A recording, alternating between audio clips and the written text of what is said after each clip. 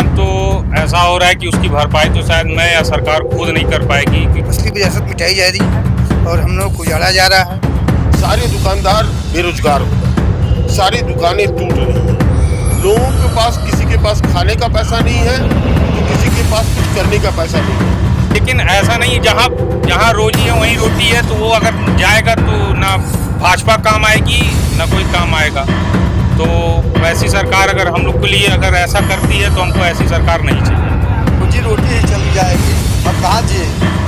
जब हम रहेंगे तभी तो विकास को देखेंगे। किसी कार्य में बाधा नहीं बन रहा है, लेकिन हमारी दुख को समझा जाए, हमारी व्यवस्था लगाई जाए। नमस्कार, संपन्न भारत देख रहे हैं आप और मैं हूं आपके साथ सौम्या। और इस वक्त हम मौजूद हैं गोरखपुर के साहबगंज स्थित किराना अतिथि भवन में। आज यहां पे व्यापार मंडल के द्वारा जो है विरासत गलियारा को लेकर बैठक हो रही है। क्या कुछ बातें निकलकर सामने आई है, आपको सुनाएंगे आगे।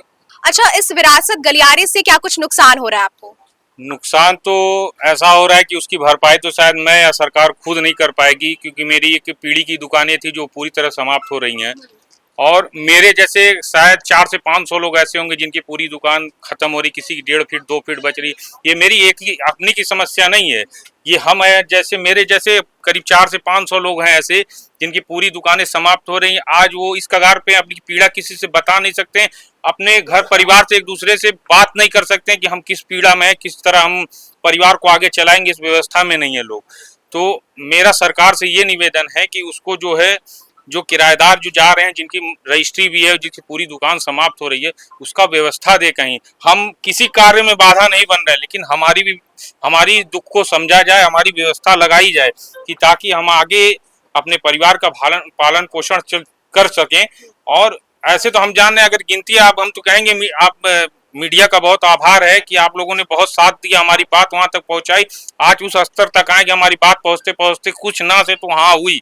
लेकिन हाँ का मतलब ये नहीं है कि बस एक संतावना दे करके ही किनारे हो जाना। संतावना ये दिया गया कि आपको उजाड़ने से पहले, माननीय विधायक जी से जब हम लोग की बैठक हुई तो उन्होंने कहा था कि आप लोग को उजाड़ने से पहले व्यवस्थित किया जाएगा। लेकिन आज हम लोग जब प्रशासन से बात कर रहे हैं तो हम लोग क्या है कि शासन की तरफ से ऐसा कोई आदेश हमको नहीं मिला है। तो ये भ्रम की चीजें जो है प्रशासन हम लोग को मतलब संतुष्ट नहीं कर पा रही है, तो ये चल नहीं पाएगा, ये चल नहीं पाएगा। हम लोगों को संतुष्ट करें, हम लोग को बुलाएं, या तो हम लोग खुद स्वयं जाएंगे अब, लेकिन हम लोग को संतुष्ट करें। हमें देंगे कहाँ, हमको कहाँ व्यवस्थित करेंगे, हमको और ये कितना देंगे, कैसे देंगे। और ये नहीं होगा कि आप जो रेट तय कर दिए वो हम दे पाए, इतनी भी इच्छा नहीं है। हम लोग संपन्न नहीं है कि आप बोल दिए नगर निगम की आज की तो ये स्थिति हो गई है गोरखपुर में कि नीलामी लगती है, जो 2 करोड़ 2 लाख की दुकानें होती हैं उसको 25 लाख 30 लाख 40 लाख के दाम बताए जाते। तो वो व्यवस्था हम लोगों की नहीं है। हम लोग ऐसे मार्केट में है जो आज से समझौते आए हैं, थोड़े थोड़े में है, थोड़े जो वही है डेली कमाओ डेली खाओ वाला व्यवस्था है हम लोगों का। तो ये चीज हम लोग के साथ ना हो कि आगे की हम लोग की पीड़ा सुनी जाए, प्रशासन सुने। शासन से तो हमारी सहयोग है, शासन के सहयोग में हम लोग हमेशा है। ये व्यापारी वर्ग तो उनके शासन के हमेशा खड़ा रहा है, लेकिन आज हमारे साथ ऐसा लग रहा है कि है ही नहीं कोई। तो उस चीज को, भ्रम को शासन और प्रशासन दूर करे, ताकि हम लोग आगे की हर कार्य योजना में गोरखपुर के व्यापारी हमेशा साथ रहा, साथ रहेगा। लेकिन हमारी आपने एक शब्द कहा है कि जो विधायक जी थे, आपने उनसे बातचीत की, तो वो कौन से विधायक जी थे? और अभी इस वक्त जो है वर्तमान में जब आपके साथ इस तरीके की घटनाएं सामने आ रही हैं, तो उनका क्या कुछ कहना है? माननीय विधायक विपिन सिंह जी ने हम लोगों से रात्रि में एक बार मीटिंग हुआ था, सभी लोगों से हुआ था, यहाँ से लेके धर्मशाला वाले को पारी पारा सबका किए थे। तो उन्होंने जो हम लोग के साथ पांडेहाता में जब मीटिंग हुई थी, ये आश्वासन दिया था कि आप लोग के साथ जो है कोई दोहरा व्यवहार नहीं होगा, आप लोग को सभी को दुकानें दी जाएंगी।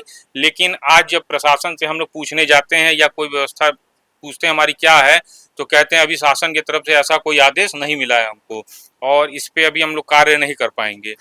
तो या तो शासन भ्रमित कर रही है या प्रशासन भ्रमित कर रही है। अभी तो का विषय जो है वो बना हुआ है। ठीक है, हम और भी लोगों से बात करेंगे, आपसे जानने की कोशिश करेंगे कि क्या वास्तव में विरासत के नाम पर जो असली विरासत है उसको मिटाई जा रही है? जी हाँ, असली विरासत मिटाई जा रही है और हम लोग को उजाड़ा जा रहा है। हमारी 10 बाई 10 की दुकानें हैं, आज के डेट में 10 लाख में रजिस्ट्री कराया है। हमारी पूरी दुकानें जा रही है, हमारे बच्चे बीवी बच्चे भूखे मर रहे हैं। ये बताइए कि क्या विरासत गलियारे के नाम पे जो गोरखपुर की जो धार्मिक जगह है, जो दुकानें हैं, जो संस्कृति है, क्या वास्तव में मिट रही है? जी हाँ, इसको कह सकते हैं, क्योंकि जो है हमारी पहचान ही हमारा विरासत थी और पहचान हमारा घंटाघर से था, जो कि बहुत पुराना बाजार है। मुझे लगता है कि अगर नया बाजार विकसित करना ही था तो गोरखपुर से थोड़ा सा हटकर नई जगह बसा सकते थे। पुरानी गलियों को नहीं तंग करना चाहिए। फिलहाल अगर तंग भी कर रहे हैं उसका विरोध नहीं है, विकास के नाम पर हम सब कुछ देने को तैयार हैं, परंतु हम लोग को भी मुआवजे की रकम उस हिसाब से मिलनी चाहिए जैसे कि आप हमसे टैक्स लेते हैं नगर निगम का, आप टैक्स ले रहे हैं, वो कमर्शियल ले रहे हैं। बिजली का बिल का कनेक्शन आप हमें देते हैं, वो कमर्शियल देते हैं। सारी चीज़ें आप हमसे रजिस्ट्री हम कराते हैं तो कमर्शियल रेट पे कराते हैं। तो इस कंडीशन में हम आवासीय मुआवजा क्यों लेंगे? और रही बात मुआवजे में, एक चीज़ और देखने योग्य है कि सन 2016 से अभी तक सर्किल रेट का अभी तक बढ़ाया नहीं गया। उसको फिर से रिवैल्यूएशन होना चाहिए था, क्योंकि इतने साल हो गए हैं उसका रिवैल्यूएशन नहीं हुआ। उसके रिवैल्यूएशन करने के बाद से उसके बाद सर्किल रेट हमको कमर्शियल देते तो बहुत अच्छा होता शासन प्रशासन के द्वारा। आपने कभी विधायक जी के अलावा जो है किसी से बात करने की कोशिश की? कोई शासन का, प्रशासन का कोई व्यक्ति जो है वो आपसे कभी बात करने आया? कभी नहीं, कभी नहीं। केवल खाली कर दीजिए, रजिस्ट्री कर दीजिए, क्या मिल रहा है क्या नहीं मिल रहा है। अब सोचिए कि 60 वर्ग फीट हमारा जमीन जा रहा है लबे रोड, उसमें 6,000 रुपये देने की बात हो रही है। और तोड़ने वाले को हम बुलाए थे कि भाई इसको तोड़ना है, कितना लोगे? वो 40,000 मांग रहा है। हम अपनी 3 मंजिला बिल्डिंग तोड़वाएंगे और 6,000 गवर्नमेंट देगी, प्लस अपने पास से मिला के 34,000 उनको देंगे और जमीन भी देंगे। बताइए कैसे चलेगा? हमारी तो रोजी रोटी चली जा रही है, हमारे बच्चे कैसे पढ़े लिखेंगे इतनी महंगाई के ज़माने में? जब रोजी रोटी ही चली जाएगी हम कहाँ जिएंगे? जब हम रहेंगे तभी तो विकास को देखेंगे, विरासत के लिए। माननीय मुख्यमंत्री जी से अगर आपको मिलने का मौका मिलता है, इस विषय पर बात करने का मौका मिलता है, तो आप क्या कुछ उनसे कहेंगे? तो पहली बात तो मैं मुख्यमंत्री साहब से यही बात करूंगा कि बहुत ज्यादा चाटुखोर लोग जिन्होंने उनको भ्रमित कर दिया। सही मायने में तो जो व्यापारियों से गलियारे के लिए जगह लिया जा रहा है विरासत के लिए, वो उनको भ्रमित कर दिए। भ्रमित इस प्रकार किए कि वो उनके पास झूठा एक पेपर बना के ले गए कि ये लोग इतने सारे व्यापारी लोग हैं और ये लोग देने के लिए स्वेच्छा से तैयार हैं, जबकि ऐसा कुछ भी नहीं था। और उसके साथ साथ सारे व्यापारियों के पास उनके कर्मचारी भी हैं, वो भी भूखे मरेंगे। आज उनकी दशा ये हो गई है कि वो कहाँ से 2 पैसा अर्जन करें और अपने बाल बच्चों को पालें। आज जिस सम्मान की बात कर रहे हैं, यही गोरखपुर का ये घंटाघर एक ऐसा मार्केट था जहाँ लोग बहुत दूर दूर से लोग खोजते हुए आते थे। गोरखपुर की विरासत में विरासत, ये विरासत नहीं हो रहा है, ये तो एकदम नाश किया जा रहा है कि यहाँ के जो जनता आज माननीय योगी जी को, जो जनता सबसे ज्यादा प्रिय अपने आप को माना कि हमारे सबसे प्रिय नेता रहे और सबसे हमारे प्रिय मुख्यमंत्री बने, लेकिन इन लोगों ने भी एकदम दरकिनार कर दिया। ऐसा कि दरकिनार किया कि आज उनके जैसे होता ना कि घर का गृहस्वामी ही को किसी ने उसके को तमाचा मार दिया, ऐसा किया है लोगों ने। और सबसे बड़ी बात, अभी जिन लोगों ने ऐसे ऐसे विरासत गलियारे के अंदर ऐसी कई भूमि आती है जो ग्राउंड फ्लोर का किसी और का है, प्रथम तल किसी और का, द्वितीय तल और किसी का है। जब वो कमर्शियल जगह पे है तो उनको बराबर का मुआवजा देना चाहिए, वो भी दे और प्लस कमर्शियल दे। यहाँ तो ये हो रहा कि 2016 से अभी तक कमर्शियल का रेट नहीं बढ़ा। पूरे शहर में और विभिन्न जगहों का कमर्शियल रेट बढ़ गया, लेकिन यहाँ कमर्शियल का रेट अभी तक नहीं बढ़ा।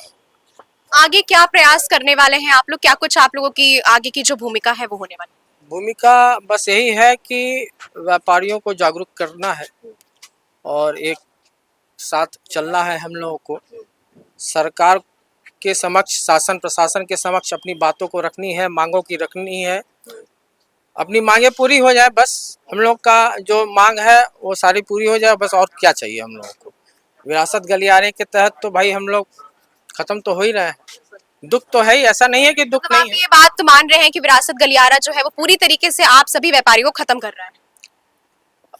हाँ, ये कह सकते हैं कि व्यापारी को खत्म करने का मतलब ये हो गया कि व्यापार तो खत्म होगा, व्यापारी भी खत्म होगा, व्यापार भी खत्म होगा। बचा नहीं तो व्यापारी का क्या? तो आप ये समझ लीजिए कि जो पुराना मार्केट है वो पुराना मार्केट रह ही नहीं जाएगा। हमको लगता है फिर वो शायद में भी ऐसा हो सकता है भविष्य में कि शायद उस मार्केट का अस्तित्व ही ना रहे, मेरा जैसा सोचना है। मैं नितिन कुमार जायसवाल, अध्यक्ष समस्त व्यापार मंडल गोरखपुर। आज यहाँ गोरखपुर किराना अतिथि भवन में कई व्यापारी इकट्ठे हुए ये लोग वो व्यापारी हैं जो जिनका विरासत गलियारा के प्रोजेक्ट में उनकी दुकानें, ज़मीनें, मकान वगैरह जा रहे हैं, तो वो लोग उसके लिए परेशान थे। उसी के लिए उन लोगों ने बैठक किया। फिर बाद में मुझे भी उन लोगों ने बुलाया, कई चीज़ें हो रही थी, नहीं समझ में आ रहा था, मुझे भी बुलाया क्योंकि शासन प्रशासन से बहुत सारी चीज़ इनको नहीं सहयोग मिल पा रहा है। इन लोगों ने बैठक इस बात के लिए कि विरासत गलियारे में माननीय मुख्यमंत्री जी ने अभी स्पष्ट रूप से कहा है कि जितनी भी ज़मीनें चाहे मकान जा रहे हैं उनका मुआवजा सभी को मिलेगा, और जो किराएदार हैं उनकी जिनकी दुकानें 5 फीट से कम बच रही हैं उनको दूसरी जगह पे उनको दूसरी दुकानें दी जाएंगी। और माननीय विपिन सिंह के द्वारा उन्होंने कहा था, और विपिन सिंह जी भी आए थे और उन्होंने स्पष्ट रूप से इसको सबको बोला था। बट अभी दिक्कत यह है कि दुकानदार बारी बारी सब जा रहे हैं, लोग पेपर भी दे रहे हैं, पेपर तैयार करके दे भी रहे हैं। यहाँ तक ये भी बोला गया था कि इसका नगर निगम में रजिस्ट्रेशन है, बिजली का बिल है, टेलीफोन का बिल है, इन सबको भी आधार पे उनको मुआवजा मिलेगा। तो ये सारी बातें होने के बाद भी अधिकारी के पास जब ये लोग जा रहे हैं तो इनको प्रॉपर जवाब नहीं मिल रहा है, और अधिकारी एक साथ विश्वास में नहीं ले पा रहे हैं इनको। हम कमर्शियल रूप से हम बिजली का बिल दे रहे हैं, नगर निगम का बिल दे रहे हैं, सब कुछ कमर्शियल है, तो फिर हमको ये इनका डिमांड है कि हमको क्यों रजिस्ट्रेशन दिया जा रहा है। दूसरी बात है कि 2016 का सर्किल रेट के हिसाब से वो दे रहे हैं, मुआवजा दे रहे हैं। तो 2016 और 2017 के बाद से गोरखपुर और पूरा यूपी में बहुत ज़मीन आसमान का अंतर है। गोरखपुर जो ज़मीन 10 लाख की थी, आज वो उसकी कीमत 1 करोड़ है, या 50 लाख या 40 लाख है। तो आप 10 लाख के हिसाब से कैसे देंगे? इनका ये डिमांड है। और ऐसे जनप्रतिनिधियों को आप इसमें लगाइए जो वास्तव में इन चीज़ों को हैंडल कर सके। ऐसे लोग को मत लगाइए, अधिकारियों को मत लगाइए जो इन चीज़ों को हैंडल, क्योंकि देखिए इतने 1300 में से गोरखपुर में कोई भी इस प्रोजेक्ट का विरोध नहीं किया। विरोध कभी प्रोजेक्ट का था ही नहीं। प्रोजेक्ट सिर्फ इसे मुआवजे को लेकर, जमीन के मुआवजे को लेकर हुआ और किराएदार के एडजस्टमेंट को लेकर हुआ। तो गोरखपुर के व्यापारियों का जो दुख है वो साफ दिख रहा है, किस तरीके से जो उनकी दुकानें हैं वो कट रही हैं। और आज जो है यहाँ पर इन लोगों ने बैठक भी इसीलिए की है ताकि जो है आने वाले समय में वो लोग उत्तर प्रदेश के मुख्यमंत्री से, शासन से, प्रशासन से इस बात की उम्मीद लगाकर बैठे हैं कि क्या पता उन्हें जो है उनका जो मुआवजा है वो सही कीमत पे मिल जाए। बहरहाल इस खबर पर आपकी क्या राय है, अपनी प्रतिक्रिया हमें जरूर बताएं, और ऐसी तमाम सारी खबरें देखने के लिए जुड़े रहिए संपन्न भारत के साथ। धन्यवाद।